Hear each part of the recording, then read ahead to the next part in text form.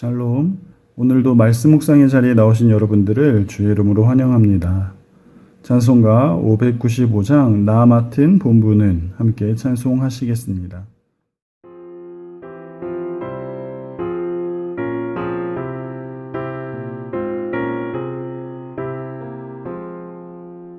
나 맡은 본분은 구주를 높이고 분명한 구원 얻도록 잘 인도함이라. 부르신 받들어 내 형제 섬기며 구주의 뜻을 따라서 내 정성 다하리. 오늘 함께 나눌 말씀은 민수기 4장 1절부터 4절까지의 말씀입니다. 제 4장.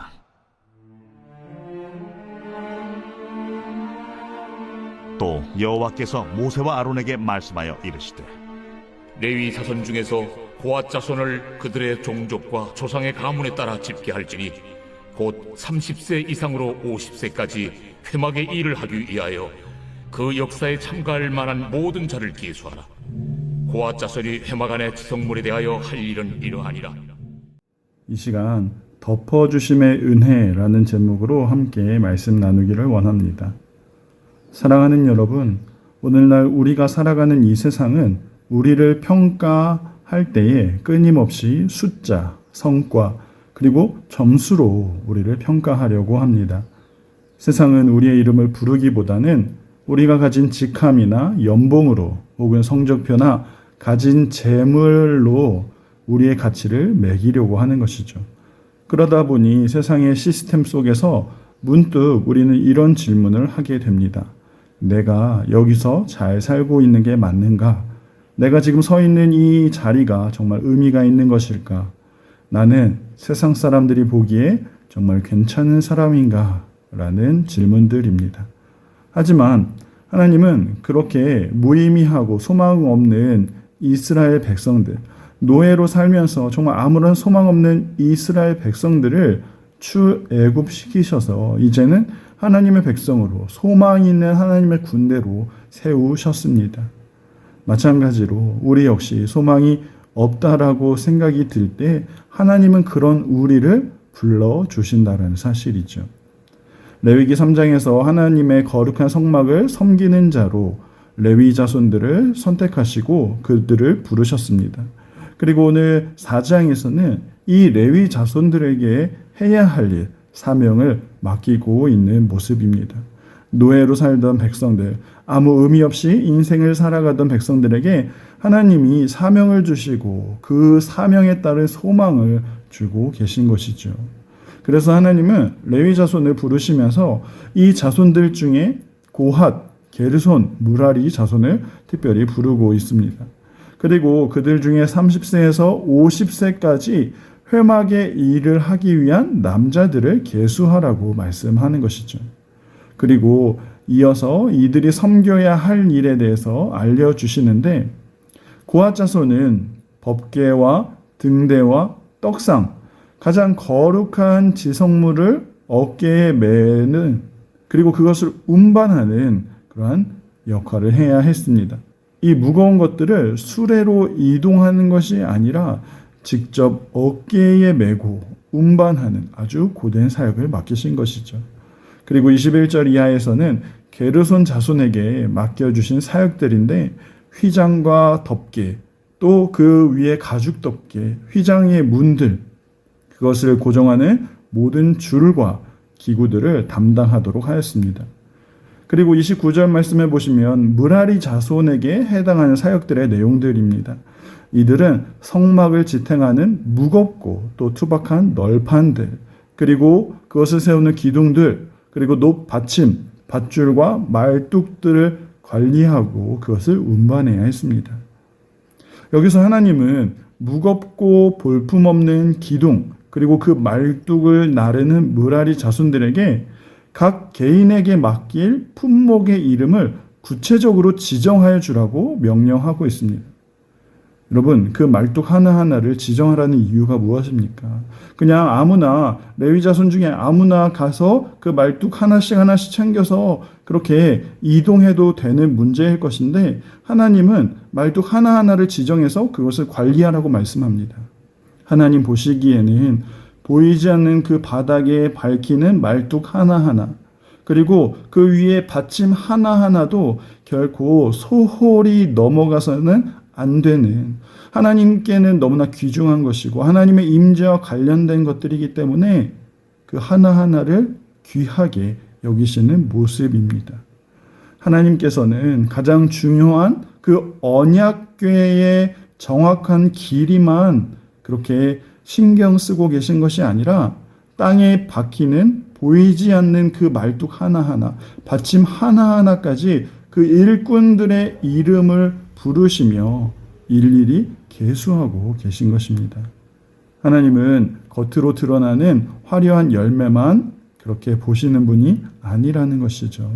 교회의 주방에서 뜨거운 불 앞에 서 있는 그 손길 하나하나, 주차장에서 섬기고 있는 그 발걸음들, 이름 없이 예배당을 청소하는 그 손길들, 그리고 골방에서 교회를 위해 흘리고 있는 그 눈물과 기도들, 세상은 그 수고의 이름을 모른다 할지라도 우리 주님은 그 말뚝의 이름과 그 널판을 짊어지고 있는 성도의 이름을 분명히 기억하고 그 이름을 부르고 계신다는 사실입니다. 사랑하는 성도 여러분, 수고하고 있는 우리의 섬김, 하나님이 다 아시고 계신다는 사실을 기억하시면서 오늘도 하나님의 위로가 넘치는 우리의 모습 되길 소망합니다. 하나님은 이렇게 중요한 사역을 맡겨주십니다. 그런데 레위 자손들이 하나님이 맡겨주신 사역들을 감당할 때에 기억해야 할 것이 있습니다. 그것은 한 사람의 힘으로만으로 결코 이 사역들을 감당할 수가 없다라는 것이죠. 므라리 자손이 땅바닥에 무거운 놋받침을 받고 그 널판을 연결해서 세운 다음에야 고핫 자손이 그곳에 들어가서 그 울타리 안에서 지성물을 들여놓을 수가 있었습니다. 뿐만 아니라 19절 말씀해 보시면 성물을 함부로 하거나 그것을 함부로 보게 되면 그 즉시 하나님의 거룩함으로 말미암아 죽음을 맞이한다 말씀합니다. 그래서 하나님은 이 고핫 자손들의 생명을 보존하기 위해서 먼저 아론과 아들들이 들어가서 그들이 할 일들을 지휘하도록 말씀하셨습니다. 28절과 33절에서도 아론의 아들 이다말이 모든 사역들을 지휘하라고 말씀하신 것이죠. 무슨 의미입니까? 하나님의 일은 결코 혼자 감당할 수 없기 때문에 함께 그 무거운 짐을 지라는 것이고 함께 연합해야만이 이 하나님의 거룩한 사역들을 감당할 수 있다라는 것입니다. 이 시대의 교회의 모습도 마찬가지입니다. 교회도 결코 혼자 세워갈 수 없습니다. 그래서 하나님은 교회를 세워가도록 공동체로 우리를 불러주시고 그 공동체에 합당한 은사도 은혜도 주신 것입니다. 교회는 목사만 있다고 되는 것이 아니죠. 주방 봉사하는 사람도, 주차 봉사하는 사람도, 청소 봉사하는 사람도, 말씀으로 봉사하는 사람도, 가르치는 봉사도 다 필요한 것입니다. 중요한 사실은 아무리 작은 일이라도 하나님 앞에서는 모두 다 귀한 사역인 것이고 그것을 함께 연합함으로 행할 때에 이 교회는 건강하게 세워진다는 사실인 것이죠. 사랑하는 성도 여러분, 저와 여러분에게도 분명히 맡겨진 사명들, 사역들이 있습니다. 교회를 세워가기 위해 하나님이 우리에게 맡겨주신 사역들입니다. 이것은 결코 혼자서 감당할 수 없는 주의 일입니다. 그렇기 때문에 우리는 맡겨진 자리에서, 주어진 자리에서 합심하여, 연합하여 함께 교회를 세워가야 하는 것이죠. 교회를 세우기 위해 주어진 이 귀하고 복된 사명을 기억하면서 하나님 앞에 함께 세워져가는 우리의 모습 되기를 간절히 소망합니다. 하나님은 이렇게 한 사람 한 사람 그리고 성막의 물건 하나하나를 맡겨주시고 함께 사역을 감당하도록 공동체를 허락해 주셨습니다. 그런데 이렇게 사역을 하기 전에 하나님은 한 가지 경고의 말씀을 하십니다. 15절 말씀 마지막 부분에 보시면 그러나 성물은 만지지 말라. 그들이 죽으리라. 20절에도 보시면 그들은 잠시라도 들어가서 성소를 보지 말라. 그들이 죽으리라. 여러분, 하나님은 왜 이렇게까지 경고하고 계시는 것입니까? 잠시라도라는 단어는 침을 삼킬 동안의 아주 짧은 찰나의 순간을 의미합니다. 비록 거룩하게 성별된 고앗 자손이라 할지라도 제사장들이 덮개로 완전히 가리지 않는 상태의 지성물을 찰나의 순간이라도 들여다보거나 그것을 만지게 되면 거룩하신 하나님의 공의로 인해 그 거룩하심에 의해서 이 고앗 자손들은 그 즉시 죽음을 맞이하게 됩니다. 그래서 이 고앗 자손을 지키기 위해서 먼저 아론과 제사장들이 들어가서 지성소의 무거운 휘장을 가지고 증거궤를 먼저 싸고 그 위에 해달의 가죽으로 덮고 그 위에 청색 보자기로 겹겹이 씌우는 철저히 덮고 가린 다음에야 고앗 자손들이 그것을 메고 갈 수 있었습니다. 여러분, 무슨 의미입니까?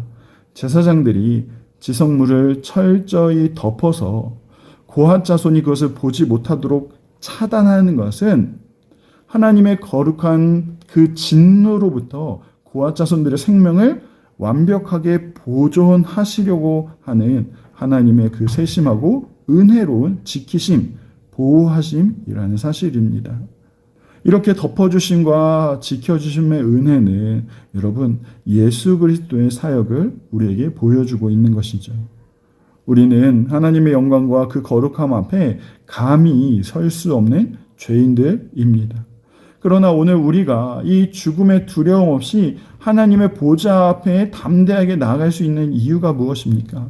예수 그리스도께서 스스로 덮개가 되어주셔서 우리의 영원한 죄와 허물을, 우리의 비참함을 완전히 덮어서 가려주셨기 때문인 것입니다.